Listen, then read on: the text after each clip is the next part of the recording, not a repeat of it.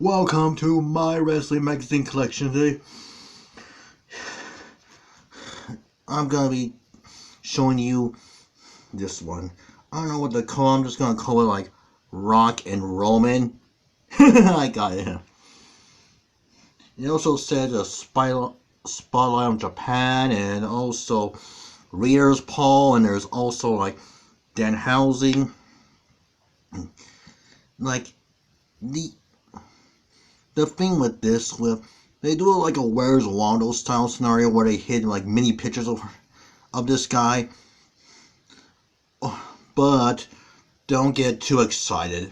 Like there's only like two or three. It's not like it's on every page. Like it's only like two and three of them. There's only like two and three of them.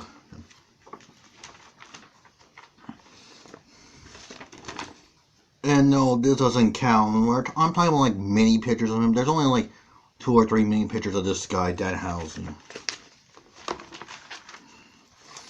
There's like before the bell, like three reviews. One's a book, one's something else, one's a soundtrack, one's I do not know what it is. There's also trash talking. As always, I'm gonna read the number one news. Chris Jericho punches a fan who attempted to storm the ring during an episode of AEW Dynamite. Jericho later explained that he hasn't really concerned about anyone's safety.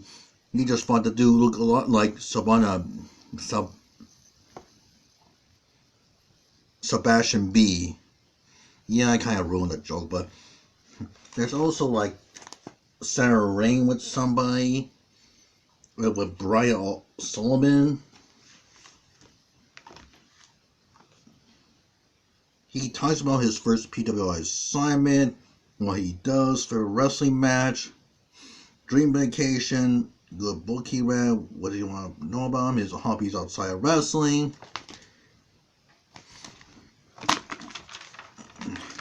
There's also like one to watch, like Alex Coffin or something, I don't know. There's also Kernko on something Flame. I know he's supposed to be like a lucha firefighter from what I'm getting. Like, I think it's supposed to be like him retiring or retiring already. There's also like a nostalgia rewind on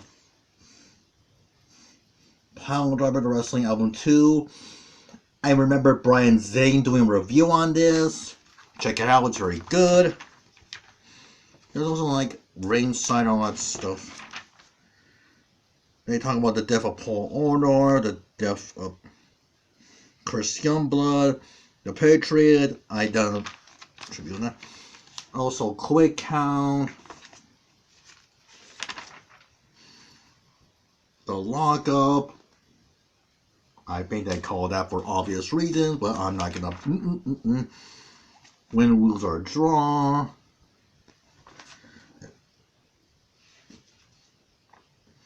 He talk about this guy and his roster music for Impact and other wrestling promotions. His name is. They also have a hot seat interview with Dave Menzer. He's the one that gives like 5-star ratings on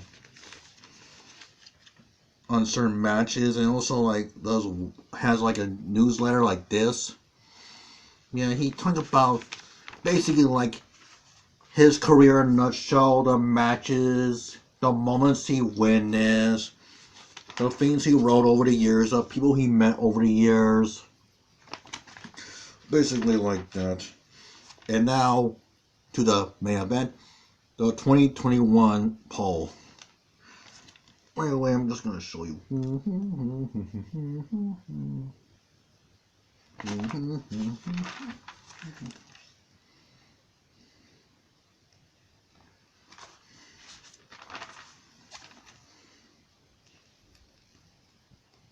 I know, I can't show you all, but when I'm concerned, they don't talk about like the next Outbreak star of Impact Wrestling, which is disappointing me because according to this magazine, they say like it's a third place promotion behind AEW and WWE. mean, they do talk about Impact throughout it, but they don't say like who's a breakout star of AEW or who's he. Or I checked it, like they don't. They only talk about the breakout star of SmackDown, Raw, NXT, AEW, New Japan, even the American Independents, like Warhorse. That reminds me of a movie. Okay, they do mention on who has the best storylines, like AEW comes in number one, and they have a lot of questions like have you ever attended a live wrestling during the virus crisis? 88% no, 12 said yes.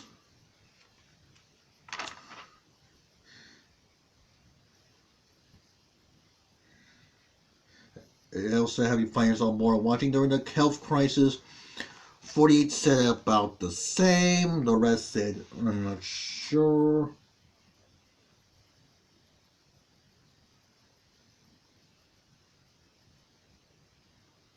They also say, at any point did your particular promotion to COVID safety during the, basically like, they say like, does your promotion, like your particular promotion take precaution during the health crisis?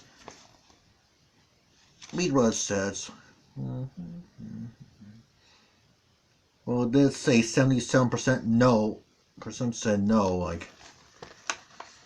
And which in the promotion is the most influential? It was Game Changer Wrestling. I am surprised by that. I thought it was going to be NWA because it's been around since 1948.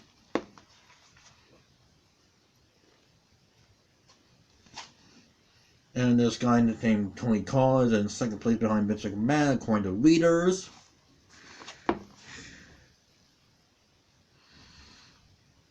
And they say how the wrestling industry handled this health crisis better or worse. A large portion say 52% about the same. I can't go through them all. Like, who's the best? Like, what is the best wrestling promotion outside the U.S.? 77% of you said New Japan. And Pro Wrestling Noah comes in second place. Like New Japan number one, Pro Wrestling Noah number two, according to this. Like, hey, I didn't get a vote. Like, don't look at me. I didn't get a chance to vote. They wouldn't let me. I tried to get in, but they wouldn't let me. Like it was a glitch or something.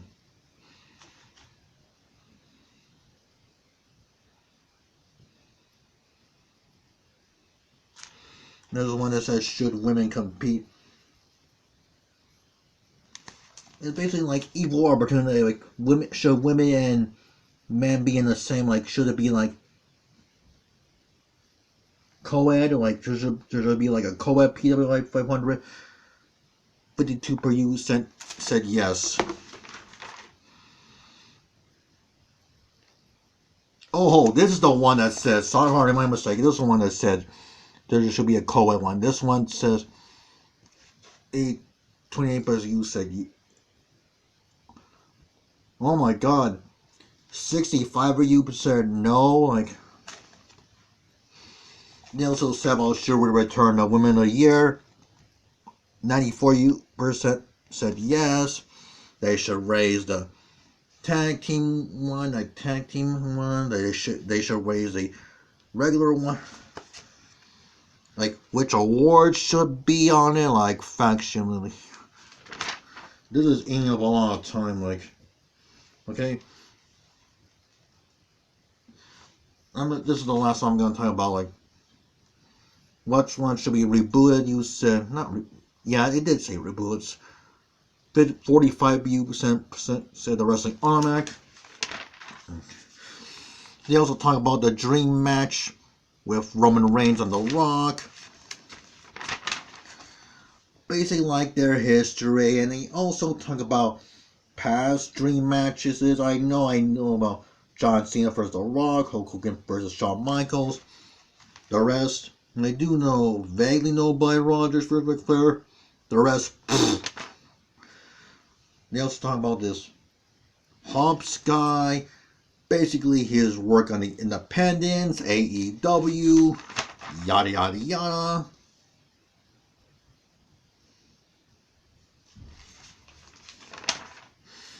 Knows about this female wrestler, her career in the promotions. I do not know. Well, I do vaguely. I vaguely know what's.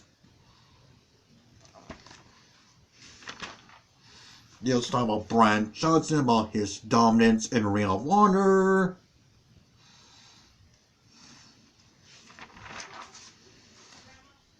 Basically, take a bow on everybody. Sorry, I need a breather.